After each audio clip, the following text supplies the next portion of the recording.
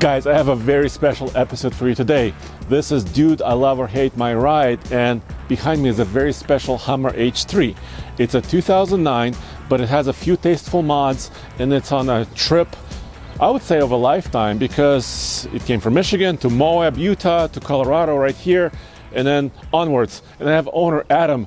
Adam, come over here and tell us about your trip and this very special H3, because this is a V8 powered Championship Edition.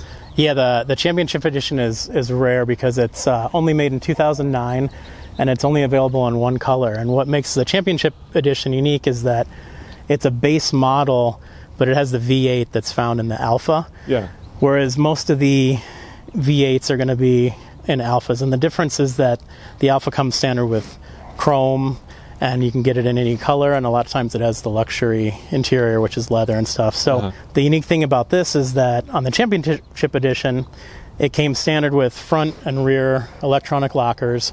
It's got the 4-to-1 transfer case. It's a base trim level, but with the V8, it comes with a hood stripe, and then these fender flares here are also unique to it. Also, red calipers and things like that. But it's kind of a unique model, and again, only available in 2009. Very cool. So tell me about your trip before we kind of open up the hood. And so you're from Michigan. Yes, Grand Rapids. And then you went to Moab for how many days? I was there about 9 or 10 days. Okay. And the whole story is that before I ever even bought a Hummer, I had seen a group of guys on YouTube with the Black Sheep Hummer Squadron. Okay. And they were wheeling these out on a lot of the difficult trails out there, and I was just really impressed with how good that it was working. So I looked at it and decided that it was a cool truck to, pick up. So I got one, and it's been a few years since I bought my first one. I've had a few of them now, and I've always wanted to join those guys. So the whole trip was to join up with those guys and wheel in Moab for a week. So drove from Michigan through Colorado and then to Moab, and spent a little over a week there and did almost 13 trails. Okay. At least parts or all of those trails. Now that that trip's done, I'm just heading back to Michigan, but I'm taking my time, and I'm going to spend some time in Colorado wheeling and check out the trails around here and just work my way home. So that's really, really cool. So you put some bigger tires on this. Yeah, yep. And so these are 35s Yokohama Geolander tires. Yeah, they're the XMT, which are pretty aggressive, but surprisingly they're quiet on the street. Okay. And they worked really great in the rocks. Some of the rocks are incredibly sharp and rough, and didn't have any problems with any sort of cuts or sidewall issues or blowing a bead or anything like that. It worked really great. Icon 17-inch wheels. Correct? Those are 17. I think it's called the 6-speed. And are these functional beadlocks? Or no, unfortunately they're just fake. Okay. But it's hard to find a wheel that has a good offset for this truck, because a lot of the standard zero offset wheels will stick out farther, and when you really get into some super, hard articulation type things, they'll end up hitting the fenders and stuff like that. Okay. So these, I believe, are a Toyota fitment. It has the Toyota lug pattern and the center bore. So then, and I will ask you to start the engine, because that's pretty cool. Yeah. So you added these, or did this come standard? No, those are aftermarket rock sliders. Those are made by a company called Schwartzy. Okay. And he also made the skids underneath. He does a lot of the different Hummer accessories, and it's really nice stuff, and it held up well. I used it, and every single skid plate and rock slider has been completely smashed and bashed in the last week. So if you look underneath, you can see all the carnage. Okay, so tell me about some of the trails. You said Poison Spider, Hell's Revenge. Yep, Hell's Revenge, Poison Spider, part of Golden Spike. We did Eagles Dare, which was pretty scary, but it was fun. It wasn't a hard trail, but it was very scary as far as the tippiness and the angles that you're at. Terrain, yeah. Yep. And then let me see, 7 Mile Rim, Metal Masher. I'm sure there's a couple others, but Yeah, a lot of trails, a lot of difficult so you're trails. carrying a spare. Is this kind of a factory mounting solution? That is a factory mount. So the Okay. 35 will fit on that. On a factory mount. Yep. And then I added, this is a Toyota receiver hitch that mounts to the wheel. And then I added the Rotopacks just to have a little extra fuel. Because my plan originally was to take the Rim Rocker Trail back from Moab to Colorado, but it's too snowed over. So I see you did a little bit of damage here. Yeah, the whole truck held up great, but the rear bumper really took a beating. Yeah. There's so many ledges that you come off of that just sort of smack the back bumper. Yeah. Lots of grinding steel coming off. Yeah, of unfortunately, your things. trailer 7-pin connector is also a little bit bent. Yeah, that's good. That's replaceable, but Trail scars, so to speak, right? Yep. Hey, I knew what I was getting into, and it was totally worth it. It was a great time, and it held up great. Like the front bumper didn't get any damage. Like the way that it's clearanced in front of the front wheels, it never touched anything. But the rear, I would like to upgrade that. But for these trucks, unfortunately, it's hard to find upgrade parts. Yeah, I mean they're no longer made. 2010 was last year, correct? Yeah, and they didn't make a whole lot in 2010. So 2009 would have been, or 2009 would have been the last full production year. And then before we move on inside and look at some other parts, you were in Moab and you saw the upcoming Hummer electric EV trucks. Yep. I sent you the video for the fast food trail. Food trail. Yep. And so I was driving down Main Street and I spotted out of the corner of my eye, so I did a U-turn and I got in line behind it and figured I'd get a couple pictures, and then he got tired of waiting and got out of line, and I got to see the four-wheel steering, so I'm like, oh, that's pretty cool. So I just decided I'd follow him because there's only 2 drive-thrus in Moab, really. So I knew if he was leaving Wendy's, he was probably going to McDonald's. So I followed him there, and sure enough, that's right where they were going. He was probably wondering, why is there an H3 behind me always? Yeah. That's very cool. I felt a little sketchy. Well, thank you for sending that to us. That's really cool. Oh, yeah. No, I thought it was cool to see. All right, so did you say you updated your diff cover and stuff like that? Yeah, that's a Solid Industries cast iron diff cover, just, because the rocks are pretty brutal out in Moab, and I just wanted to make sure that was protected. And then all the skids cover, the transfer case and the front drive shaft and everything that's kind of critical under there. So you don't have a roof rack or anything up here? No, I just have a temporary antenna just to do the run because they still use CB. Usually at home I'll use like a GMRS handheld. So I put that on there just for this trip, but typically I try and keep the roof clean because in Michigan we have so many trees that hang down and branches, and I've had roof bars and stuff get ripped off just from the tree branches. I didn't want to put any light bars or anything up there. That's why everything's kind of on the front or inside. Or low. Yeah. Also with Moab, I built this to go to Moab, so I knew that we'd be on a lot of really tippy trails, and I wanted to keep the center of gravity really low, so I kept everything as low and centered as I could. And then the brakes are stock. Yes. Axles are stock, but you said you turned up the front torsion suspension a little bit, right? Yep. The nice thing about this is that you really only need to adjust the torsion bars to level the front out. Right here, and then you get plenty of room for a 35. And after all these trails, there was no rubbing or anything, so they fit great. Even articulating and all that stuff? Yeah, no issues. Can you pop the hood really quick? Yeah, of course. I want to see the big engine and hear it, of course. Yeah. Because that's cool. I mean, they had several different engines in these, right? But they had 3. So they started with a 3.5 inline 5 in 06 and 07, and then they switched to a 3.7, which was a little better, but still didn't have a ton of power. So this is the 5.3. Yes.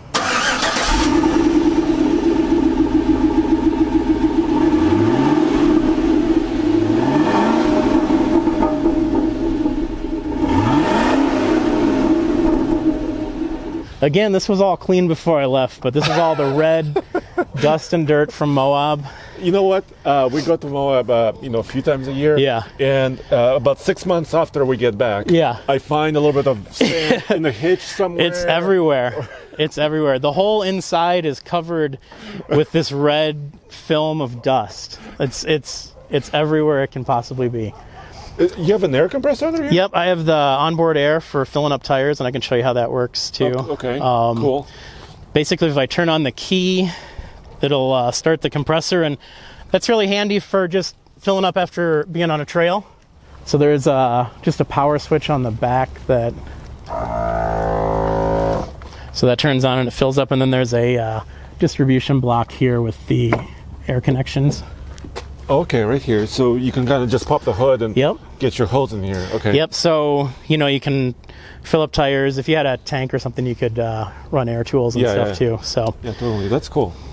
So, and you put these lights on the front, this brush guard, right? Yep.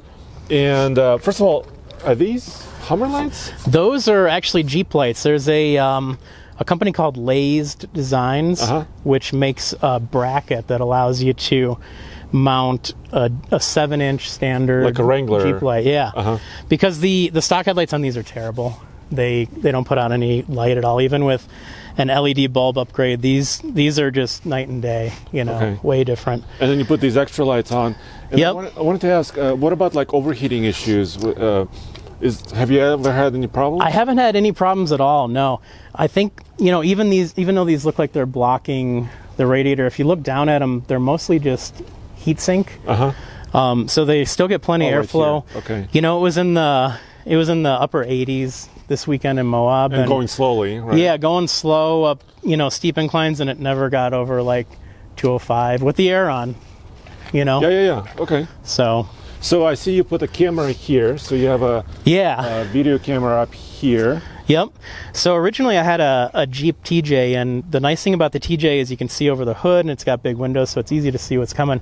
With this, you're kind of in a little tank. The windows are so short and the hood's so big that when you're cresting some of these hills, especially in Moab, you can't see over it. What's totally. coming up next, and it's very scary because some of them are a literal drop off, and you want to make hundreds of feet. Yeah, and you want to make sure you're not dropping off that. So I hooked up this camera here. I have a dash cam, and then I can change it to this front cam.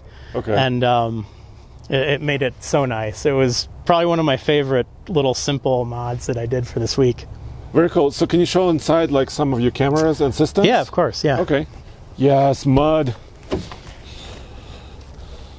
Oh, I see what you mean with the dust. Oh yeah, it's everywhere. And this has a 4-speed automatic, correct? Yeah, that's one of the I think one of the downfalls of this is just the older 4-speed. It's the 4L60E, which is just an older GM transmission. Yeah, but they made like millions of them. Oh yeah. It's a simple transmission, but 4L80 would be a nice upgrade for this, or a 6-speed. Or inside here, it's pretty simple. I put on this aftermarket head unit here because I wanted to have a camera. So this is the dash cam up here, and this just kind of films everything automatically.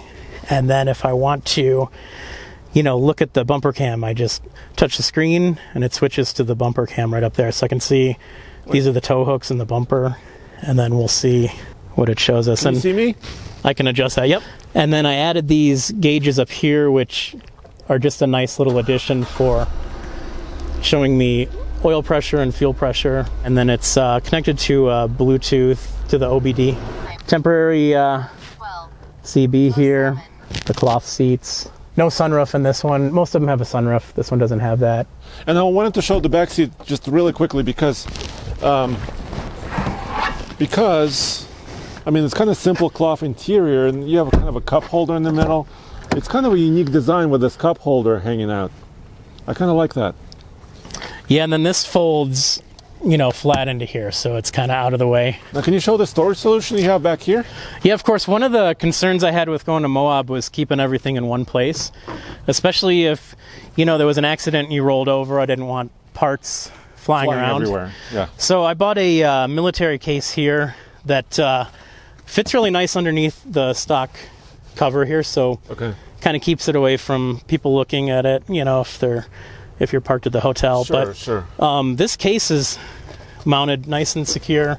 Got room here for tow straps and some other accessories, but this holds pretty much everything I need. Let's see. It doesn't move. It's pretty cool. No, it's in there. So the parts I brought with for this trip are a spare front drive shaft, 2 front CV axles, a complete steering rack, Okay. and then 2 sets of inner and outer tie rods, U-joints, and all the fluids. And luckily, didn't need anything. Knock on wood. Yep. Yeah, the only spare I'm going to end up using is my spare license plate, Okay.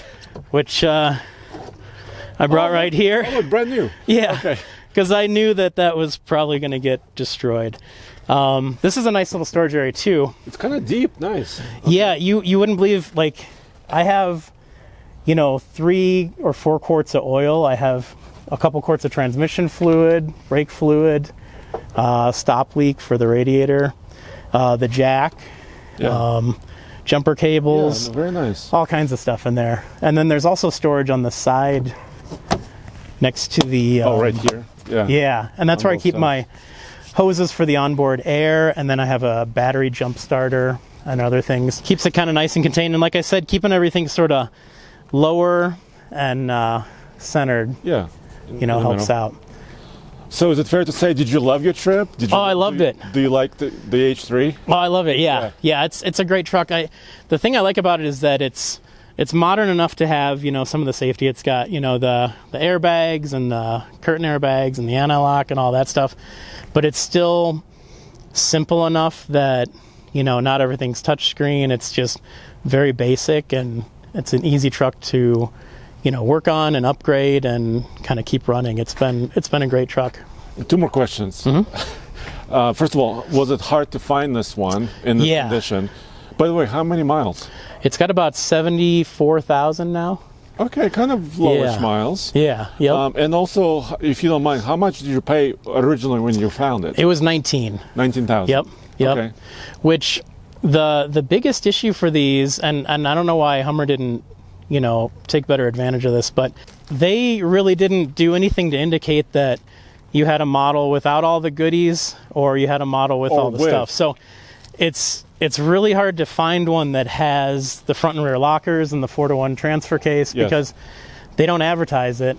And it's hard when you're looking at a classified image, right? Yeah. Yep. It's and hard a lot to of know exactly what's going on. Exactly. A lot of people will advertise it as having it or not having it, and it's not even correct, So there's one way that you can instantly tell if it has the goodies that you want, and that's above the radio there's the controls for the front and rear locker. Okay. If it has the locker button or both the locker buttons, then it's an adventure or an off-road package. Yeah.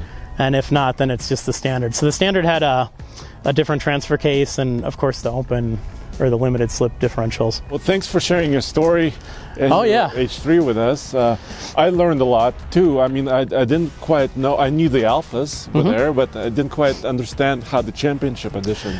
Yeah, and, finished usually I'll see them just advertised as an Alpha. And, if you're after the V8, that's the main thing. But the nice thing about this is that with this model, that it has all the off-road goodies, from the factory, which makes it nice. Because, I looked at a Jeep and I looked at a Toyota, and this was much easier to just do some small mods and get ready to go. And, the Jeeps have the solid axle, which is nice off-road, but Yeah. on-road, the steering and Yeah. the precision just wasn't as good as the independent front here. And after wheeling in Moab and other places, I'm really impressed with what it'll do, especially with the rear locker. And then if you get into trouble and you lock the front, it's amazing what it'll just climb up.